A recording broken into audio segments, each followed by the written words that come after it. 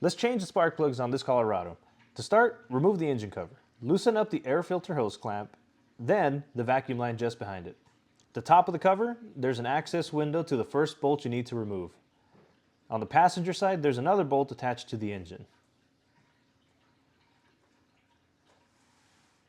Underneath the front of the engine cover, there's a vacuum line you also need to remove.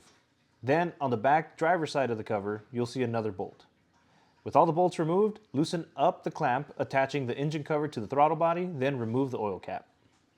The cover should now slide out. In the next section, you'll start by unplugging the throttle body. Then, you'll need to remove the intake manifold and start with all the bolts that are on the left-hand side.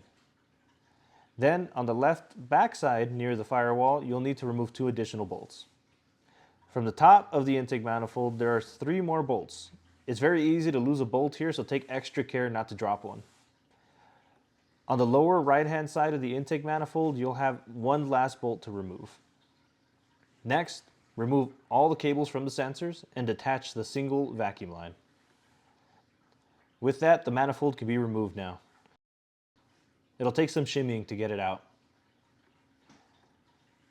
So with it out, continue to make some room to pull back the foam covers sitting on top of the coils and remove any cables that might be in the way.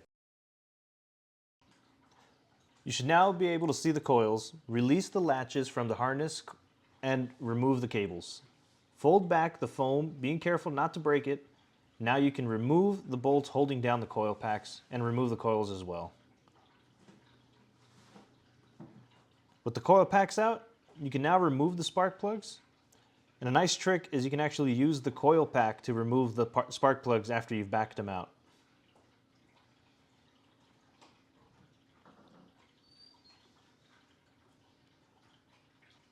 Carefully place the new spark plugs and you're done.